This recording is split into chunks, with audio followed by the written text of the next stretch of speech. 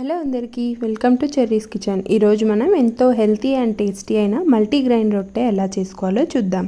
దీనికోసం మిక్సీ జార్లో 1 కప్ శనగగింజలు కొంచెం ఉప్పు వేసి గ్రైండ్ చేసుకోవాలి. ఇంకొక జార్లో పచ్చిమిర్చి కొత్తిమీర పేస్ట్ చేసుకోవాలి. ఇప్పుడు ఒక గిన్నెలో 1 కప్ అంత బియ్యం పిండి, 1 కప్ జొన్న పిండి, 1 కప్ రాగి పిండి వేసి బాగా మిక్స్ చేసుకోవాలి.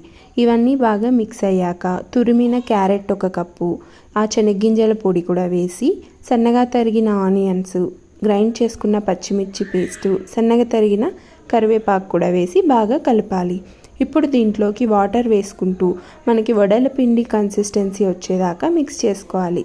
ఇప్పుడు పెనానికి ఇలా మనం ఆయిల్ రాసుకొని ఆ పిండి ముద్దని కొద్దిగా తీసి దీనిపైన వేసి ఈ వీడియోలో చూపించిన విధంగా వేళ్ళతో మనం రొట్టెని బాగా పల్చగా తట్టుకోవాలి.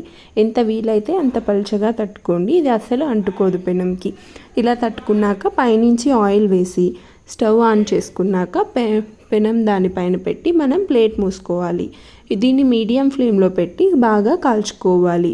అటు ఇటు తిప్పుకుంటూ మొత్తం బాగా కుక్ అయ్యేదాకా కాల్చుకున్నాక సర్వ్ చేసుకుంటే ఎంతో టేస్టీ అండ్ హెల్తీగా ఉండే మల్టీగ్రెయిన్ రొట్టె రెడీ అయిపోయింది.